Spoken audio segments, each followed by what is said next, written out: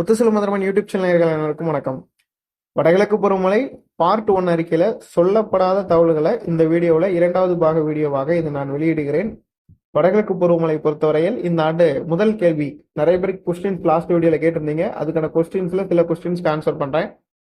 வடகிழக்கு பருவமழை இந்த ஆண்டு முன்கூட்டி தொடங்குமா அல்லது தாமதமாக தொடங்குமா, இது ஒரு கேள்வி. அடுத்ததாக நீங்கள் சொன்னதன் அடிப்படையில் ஒருவேளை எல்னினோவாக வந்தாலோ அல்லது லானினோவாக வந்தாலோ அல்லது நியூட்ரலாக வந்தாலோ தமிழ்நாட்டில் எப்படி சாதகத்தை ஏற்படுத்தும். இன்னொரு கேள்வி என்னன்னா, கடந்த 100 ஆண்டுகளில் தமிழ்நாட்டில் எந்த பகுதிகளில் அதிகமான நிகழ்வுகள் வடகிழக்கு பருவமழையில கரையை கடந்திருக்கிறது, இந்த ஒரு கேள்வி. இந்த 3த்துக்கும் நான் இப்ப இந்த வீடியோல ஆன்சர் கொடுக்குறேன். அதே மாதிரி இந்த 3 கேள்வி தான் இந்த வடகிழக்கு பருவமழையோடைய ஒரு முக்கியமான கேள்விகள். இதை நீங்க புரிச்சுக்கிட்டாலே சரி, இந்த ஆண்டு வடகிழக்கு பருவமழை இப்படிதான் இருக்கும் அப்படின்றத நீங்களே கணிச்சிருவீங்க. நீங்களே ஒரு அறிக்கை கொடுத்துடலாம், அந்த அளவுக்கு இருக்கும். ஸோ ஃபர்ஸ்ட் வந்து பாத்தீங்கன்னா, இந்த ஆண்டு கடல் வெப்பநிலையை பொறுத்தவரை 2 வாய்ப்புகள் தெரிகிறது. பசிபிக் பெருங்கடல், நான் சொல்றது இந்திய பெருங்கடலோ அரபிக்கடலோ அல்லது வங்கக்கடலோ கிடையாது, பசிபிக் பெருங்கடல். பசிபிக் பெருங்கடல் இந்த ஆண்டு வந்து லானினா அல்லது நியூட்ரல் அல்லது எல்னினோ, இதுல எதுக்கு அதிகமான சாதகம் அப்படின்னு கேட்டீங்கன்னா, இப்போதைக்கு தற்போது வரைக்கும் லானினா என்கின்ற நிலைக்கான வாய்ப்புகள் இந்த மாதம் வரை காணப்படுது. அடுத்த மாதத்திலிருந்து என்ன நடக்கும்ன்றத பகுதி 2வது அறிக்கையில தான் சொல்ல முடியும். அப்படி இருக்கிறதுனால இந்த பசிபிக் ஓஷன் என்சோ கண்டின்ஸை வச்சு நம்ம இன்னைக்கு ப்ரெடிக்ட் பண்ண முடியாது. இன்னைக்கு இருக்கக்கூடிய சுச்சுவேஷன் அதை ப்ரெடிக்ட் பண்ண முடியாது. ஒருவேளை எப்படி இருந்தால், அந்த கேள்விகளை 2வது கேள்வியில் சொன்னாங்கல்ல, கேட்டாங்கல்ல, ஒருவேளை லானினாவா இருந்தால் எப்படி இருக்கும், நியூட்ரலாக இருந்தால் எப்படி இருக்கும், எல்னினோவாக இருந்தால் எப்படி இருக்கும். ஸோ இந்த கேள்விக்கு நான் பதில் சொல்றேன்.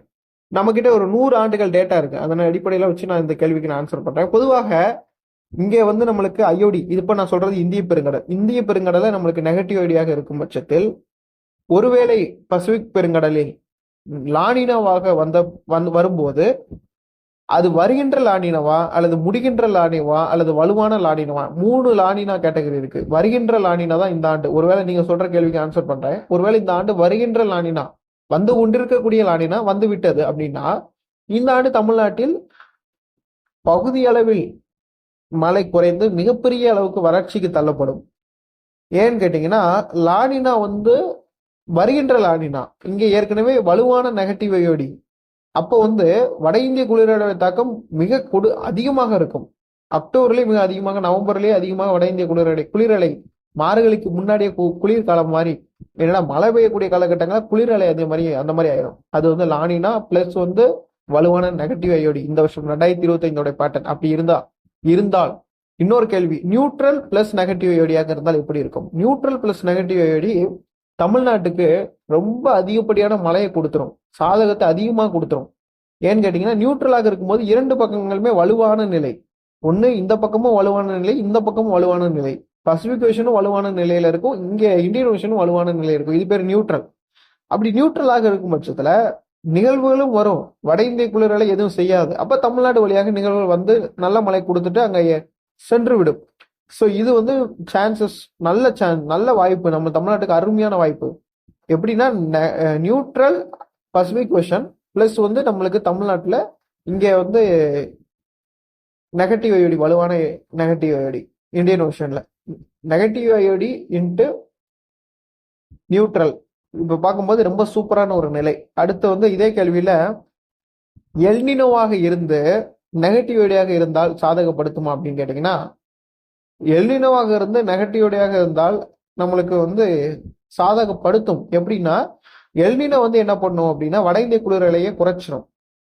நம்மளுக்கு இந்த பக்கம் வந்து லானினா பீரியடு வந்து இல்லாத காரணத்தினால, இந்த பக்கம் நெகட்டிவ் ஐடியாக இருக்கின்ற காரணத்தினால அங்க வந்து நிகழ்வுகள் தென்சீன கடல்ல இருந்து வராது. ஆனால் அந்த பக்கம் வலு குறைந்த நிகழ்வுகள், காற்று சுழற்சி அல்லது வளிமண்டல கீழடுக்கு நிலை என்கின்ற தாழ்வு நிலைகளாக வர ஆரம்பிச்சிடும். எங்கிருந்து நம்மளுடைய தென்சீன கடல் பகுதியிலிருந்து தாழ்வு நிலை அல்லது சுழற்சியாக வரும்போது இங்க வந்து இருக்கக்கூடிய நெகட்டிவ் ஐடி அதை வலுப்படுத்தும். அப்படி வலுப்படுத்தும் போது அது ஒரு தாழ்வு பகுதியாக வலுப்பெற்று நம்மளுக்கு நெகட்டிவ் ஐடி பிளஸ் எல்னினோவாக இருக்கும்போது சாதகத்தை ஏற்படுத்தும். எங்கன்னா வட மாவட்டங்கள், டெல்டா மாவட்டங்கள், இதெல்லாம் நல்ல மழை கொடுத்துரும். ஈவன் தென் மாவட்டங்களுக்கும் மழையை கொடுத்துரும். எப்படின்னா, எல்னினோ அல்லது நியூட்ரல் ஸ்டேஜாக இருக்கும்போது, ஏன்னா எல்னினோவுக்கு வந்து எப்படி இருந்தாலும் நம்மளுக்கு சாதகம் தான். பாசிட்டிவ் ஐடியாக இருந்தாலும் எல்னினோ சாதகப்படுத்தும், எல்னினோ நெகட்டிவ் ஐடியாக இருந்தாலும் நம்மளுக்கு சாதகத்தை கொடுக்கும். அப்ப நீங்க வந்து எதை எடுத்துக்கலாம், நம்மளுக்கு வந்து நியூட்ரலாக இருந்தாலும் அல்லது எல்னினோவாக இருந்தாலும் சாதகம். லானினாவாக இருந்து நெகட்டிவ் ஐடியாக இருந்தால் சாதகம் இல்லை. ஸோ அப்ப இந்த ஆண்டு எதுக்கு வாய்ப்பு அதிகம்? லானினாவாக இருக்கிறதுக்கு வாய்ப்புகள் அதிகமா, அல்லது நியூட்ரலாக இருக்கிறதுக்கு வாய்ப்புகள் அதிகமா, எல்லினோவாக இருக்கிறதுக்கு வாய்ப்பு அதிகமான்னு கேட்டீங்கன்னா, நெகட்டிவ் ஐயோடியாக நெகட்டிவ் ஐயோடி பிளஸ் வலுவான லானினா போக்கு இருக்கும் பட்சத்துல நம்மளுக்கு வாய்ப்புகள் இந்த ஆண்டு அதிகம். அதுக்குதான் வாய்ப்பு தெரியுது. லானினா அல்லது இப்போ இந்த மாதம் வரைக்கும் லாடினாங்க. இந்த மாதம் இப்ப நான் சொல்றது இன்னைக்கு டேட்ல இருந்து இன்னும் ஒரு 15 நாள் இருக்கு. இது முடிகிற வரைக்கும் லாடினாவாக இருக்கும். அதுக்கான வாய்ப்புகள் தான் தெரியுது. ஆனா செப்டம்பர்ல இன்னொரு அறிக்கை கொடுப்பேன்ல, ஆகஸ்ட் 15க்கு பிறகு இன்னொரு அறிக்கை வரும், பார்ட் 2. அதுல நான் இன்னும் தெளிவா சொல்லிடுவேன் எப்படி இருக்க போகுது. அது வரைக்கும் கொஞ்சம் குழப்பம் இருக்கும். ஸோ அப்படி இருக்குன்னா இப்போதைக்கு எது வாய்ப்பு தெரியுது? நம்மளுக்கு லானின்னு தான் வாய்ப்பு தெரியுது. ஈவன் நம்மளுக்கு இங்க நெகட்டிவ் ஐடியாக இருக்கிறது. அப்ப தமிழ்நாட்டில் மழை குறைவாக பெய்யும், வறட்சியான ஒரு சூழ்நிலை தான் காணப்படும். வட மாவட்டங்கள், டெல்டா மாவட்டங்களுக்கு மழை கூடுதலாக கிடைக்கலாம். அது ஒரு வாய்ப்பு, லக்கு இருந்தா கிடைக்கும் அவங்களுக்கும். ஏன்னா அவங்களுக்கும் பெரிய அளவு கிடைக்கும், சிஸ்டம் வரது பொறுத்து. அதே மாதிரி இவங்க கேட்ட இன்னொரு கேள்விக்கு பதில், நிகழ்வுகள் எந்த பகுதியை நோக்கி நாடு அதிகமா நகரும்? இது மாதிரியான காலகட்டங்கள்ல கடந்த 100 ஆண்டுகள்ல எந்த பகுதியை நோக்கி தமிழ்நாட்டில் அதிகமான வடகிழக்கு பருவமழை காலங்களில் நிகழ்வுகள் பயணித்திருக்கிறது? அந்த கேள்விகளுக்கு பதில், அதிகப்படியான நிகழ்வுகள் கடந்த 100 ஆண்டுகளில் வடகிழக்கு பருவமழை காலங்களில் ராமநாதபுரம், ராமேஸ்வரம் வழியாக நகர்ந்திருக்கிறது. அது ஒரு காரணம். ஏன்னா நீங்க எல்லாம் நினைச்சிட்டு இருக்கீங்க சென்னை தான் அதிகமான நிகழ்வு வரும், டெல்டா தான் அதிகமான நிகழ்வு வந்திருக்கும் அப்படின்னு நினைப்பீங்க. அது தவறு. ரொம்ப அதிகமான நிகழ்வு வந்தது ராமநாதபுரம், ராமேஸ்வரம் வழியாக. ஏன்னா அப்படி வந்தா தான் இங்க வட மாவட்டங்கள் பிளஸ் தென் மாவட்டம், டெல்டா மாவட்டம் எல்லாமே மழை கிடைக்கும்.